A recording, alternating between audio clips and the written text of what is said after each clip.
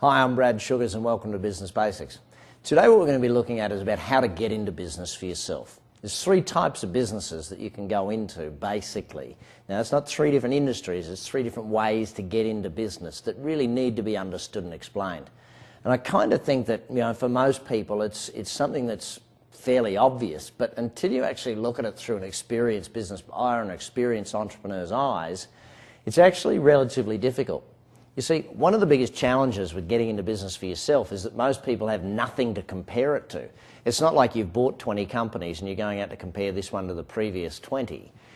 For most people, getting into their own business is the first time they've ever done it. They've got nothing to compare it to. You've applied for jobs and gotten jobs before, but you've never actually started or bought your own business. So let's take a look at the why and how this happens. First and foremost, the first 1 to 5 businesses you have are going to kind of be your apprenticeship. I would love to sit here and tell you that, listen, the first business you get into is going to be the one that's going to make you your fortune, you're going to do great out of it, it's going to be the best ever. And of course you've heard of, wonderful examples of young fellas like Mark Zuckerberg with Facebook and, all these people and Bill Gates who created their most amazing business as the first business they've ever had. Most of us, though, have never created our first business as the most incredible business. Usually we've had several businesses beforehand to learn from. And you might start out with a part-time business that may end up going nowhere. You may start out with a multi-level or network marketing type business that you may make some money from, you may not, but you'll learn a lot from it.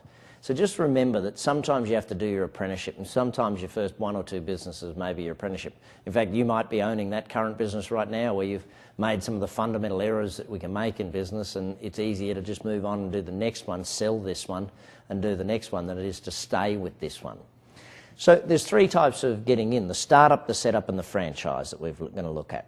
Let's take a bit more in-depth look at the startup. The startup is, whilst it's most people's preferred methodology of getting into business, it's actually the most expensive way to get into business. Why? Firstly, time is a major cost for you. The purchase or the acquisition of new customers. And I know that most people don't think that way, but you've got to start thinking of the fact that every marketing dollar is trying to buy a new customer. When you buy a business, you've already bought all of the existing customers. When you go and start a business, you've got to go and pay retail for all the new customers that you get. So it generally is more expensive that way. Usually I would only recommend starting a business for people who are very experienced and are aware of the risk factors. See, there's a lot less risk in buying something that's already there that people have been running where, in essence, it's what I call it, it's a setup. They've set it up for you, ready to go.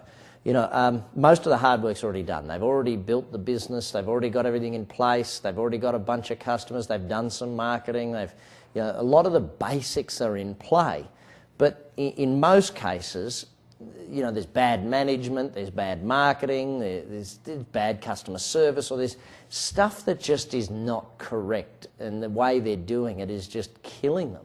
It's not that there's no market for their product, or it's not that there's no people there ready to buy. It's that, well, very, very simply put, it's they're not doing a good job of it.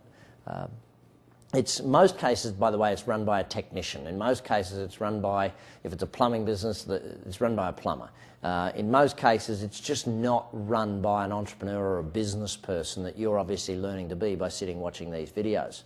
Now, take that one step further and you start to really understand that these are the best deals. Why? Well, let's look at how a business is valued. Very simply put, the amount of cash flow and the amount of profitability or the sales determine the value of a business. Now, if you know what you're doing in business and you can actually get in there and improve the business, increase the sales of the business, then very, very simply put, what you're actually looking at is an increase in the actual value of the capital asset. So, for instance, if you bought a business that was making $1 million a year profit, and let's say you paid $2 million for it. So you paid $2 million for something that's making $1 million. And then you went in and you fixed it up and you started it making $3, $4, $5 million a year. Imagine if you got it to making let's even go to $3 million. You've trebled profits over a couple of years. Well, what have you done for the value of the business? Instead of it being a business that was paid $2 million for $1 million in profit, now you've got $3 million in profit, so it's worth $6 million, so you've made $4 million in gross value of the business. These are the sorts of things you can do in business if you buy a decent setup. I know you can do it in a startup as well. It's just a lot harder in a startup and takes a lot longer to do. So always remember that a setup is going to be where you'll find some of the best deals, as long as you negotiate hard and don't go in and pay full price straight away and you do good due diligence. Finally, the third way is to get into a business as a franchise. Now, for your first one, two or three businesses, I would always highly recommend a franchise. Now, the reason I say this is because there's enough to learn when you go into business for yourself without having to learn every single aspect of business. If you've got to learn every single aspect of the business and start it all from scratch, it's just going to take so long, and the amount of time learning is going to be quite vast. Generally, for a simple franchise fee and a simple royalty structure, you're going to buy yourself into a much better operation that'll run a lot simpler and a lot smoother, especially if it's your first 1, 2 or 3 businesses. It's going to be there. One other thing that's very important for buying a franchise is that you know the amount of money it's going to take to get in and buy in. If you're going to develop your own business, you have no idea how much it's going to cost you to develop it. I know you'll have a guess and I know you'll have done your budgets, but suffice to say, my accounting training showed me that you double every cost and you halve every sales amount, and if you're still surviving, then you'll be okay. But you know, that's just the cynical accountant in me, I guess. But very simply put, franchising is great for the first 1 to 3 businesses.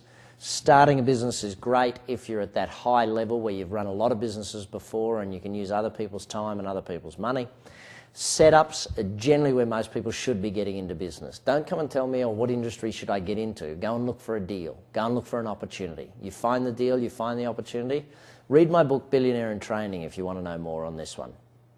I'm Brad Sugars, and you're with me on The Business Basics.